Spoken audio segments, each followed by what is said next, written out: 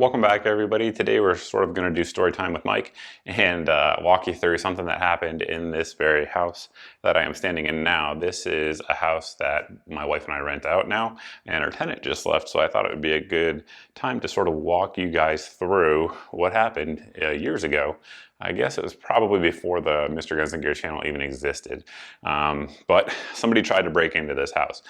So, long story short, my wife was still working at her job in a different city. We were moving here, though, of course, and I came early, and I had my dog with me, Glock, the brown one, for those of you guys who watch the channel a lot.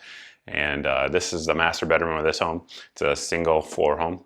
And basically right here-ish is where I had an air mattress that I was staying on, and I had been in the home. This was the second night. So I'm new to the area, I don't know anyone, barely know the layout of the damn house, and all of a sudden at right around 3 in the morning, I hear what is a very distinct sound for people who have heard it before. It was somebody trying to kick the door in. So, I hear the thud of it. My dog, Glock, looked at me the first time and kind of just gave me a look like, are you going to do anything about that? Didn't bark, didn't do anything. Heard the sound again. At that point, he started barking. So I had an AR-15 with me. It was the only firearm I had because I just moved. Well, I probably had pistols as well, but I just moved and all of our stuff wasn't here yet from the movers. So it was a basic AR. It was not this one. Honestly, I don't know where the one that it was, but it was very similar. So it had a red dot on it. Otherwise, just a basic 16-inch AR-15 with a weapon mounted light on it. So I decided to go check it out. Now, the reason I decided to, let's kind of AAR this, right? This whole scenario. The reason I decided to go check it out was because I had just heard the second thud and I did not hear a door open. So I was fairly confident whoever this person was that was trying to break into my house was not actually in my house yet. So as a general rule, if you believe someone's in your house, unless you have a reason to move, again, generally speaking, this is a broad overview. It's best not to, just from a tactical perspective, simply because if you are in a defensive position and you can set up an ambush on somebody moving when you're not moving, you're generally speaking at the advantage. However, if you have kids, stuff like that in other rooms, you got to do what you got to do, right? So, but in this scenario, I was reasonably confident that this person was not in the house yet. Hence why I decided to go check it out.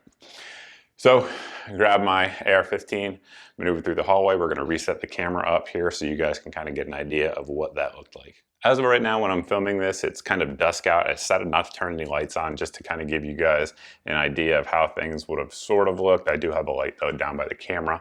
So we have a couple things going on right here. This is the master bedroom I was just in.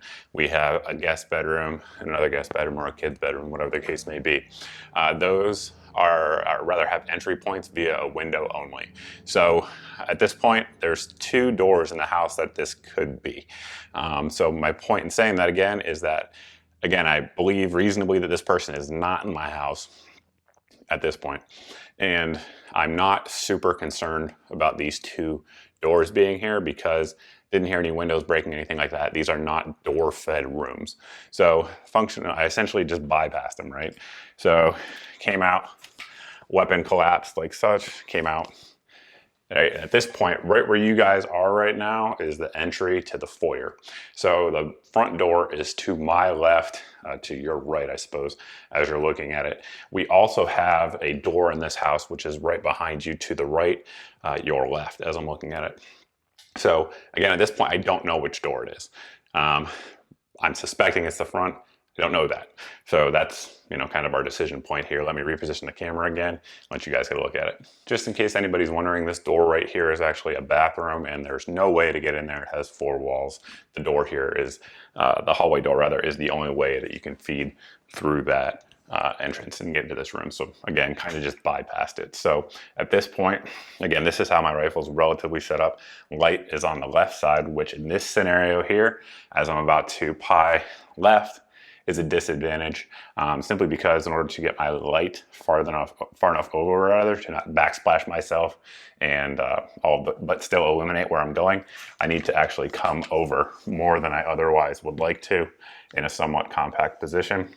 At that point, what I could see right here without completely coming out into this foyer area, and I'll reposition the camera here in a second again to give you guys a better look. But what I can see right here is not much. The reason I say that, and let me actually move the camera right now so you guys can see it, is that our foyer, sorry about the actual bumpy camera work here, but the foyer here has this closet in it.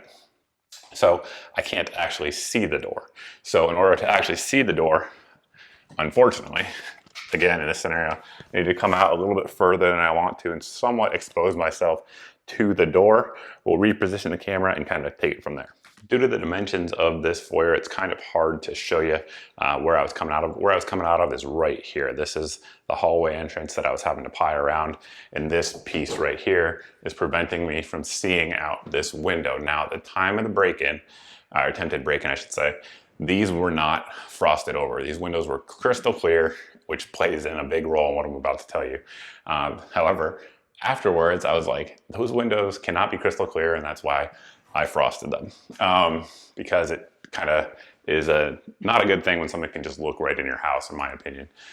So what I did, came around, and I had to kind of expose myself again out further than I wanted to, because while I could see that window, I couldn't see this window. And what I realized immediately was that I came up, again, hit my light on the window. At the time, this is, I think, a 320 lumen Surefire.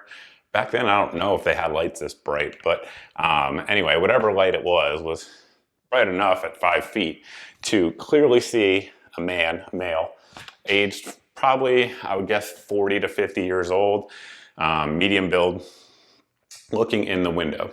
He was physically looking in the window. As soon as I illuminated him, again, had to come out because you guys can see this backsplash right here, which I was trying to avoid, trying to come out. As soon as I illuminated him, he took off running. And again, the windows were perfectly clear. I could see that he was taking off running. And then after that, called the cops and all of that stuff and took a report and blah, blah, blah. Guy never came back. But one thing that was a decision point here, again, was that, is it this door or is it the back door? The back door is behind the camera right here. And that's where there's a living room as well. So it was a decision point. I was thinking it's probably the front door simply because the way the sound was to me. However, again, I was in this house. This was my second night in this house ever, so I wasn't super familiar with the sounds of the house. But that is the story. That's how it worked out. And obviously, some things changed after that. Like I said, I frosted the window. We added a security system, all of those sorts of things. There's a lot more outdoor lighting now. There's motion lighting. All of that stuff was put in. But again, I had just moved in the house, which makes the story interesting, I suppose. It was interesting to be part of, I can tell you that much. So good news is that nobody died here. Good news is that I didn't have to shoot anybody and didn't have to go through that ordeal. The guy took off, didn't get in the house. There was some damage to the door. What I should show you here is that, I guess it's just a basic storm door. Well, never mind. It's just a basic storm door there. There's nothing fancy or anything like that about it. So a little bit of damage to that right on the handle. He was trying to kick in a door that opens out. Which is suboptimal for folks who have ever kicked doors in, which is probably why he didn't get in. So all in all, again, it worked out. I don't know. I've obviously replayed this scenario many times in my head, and I don't know if he realized that the light that was oriented on him was attached to a rifle that was also oriented on him, or if he just saw a light and realized that the house was occupied, because the house was unoccupied. That's an important part of the story as well, for a few months prior to us moving in. So maybe he thought it was unoccupied and he was just trying to, I don't know, he was like a crackhead and he wanted to sleep somewhere or something like that. Maybe, I don't know. Maybe he was trying to break in and steal stuff. Maybe he was trying to break in, kill people, rape people. I don't know. Either way, at the end of the day, he wasn't getting in the house if I had anything to say about it at that point, and I did, and he didn't. So that is the story, and I just kind of wanted to walk you through some of the things that were going through my head, some of the considerations that we had to play with, and yeah, that's pretty much it. It was an eventful morning, I guess you could say. I was definitely more awake at 3 a.m. From that scenario than I ever would have been had I drank like 5 cups of coffee, I can tell you that much. So definitely adrenal dump after he went off running, for sure. That's it, guys. We're gonna end it there. That's story time with Mike.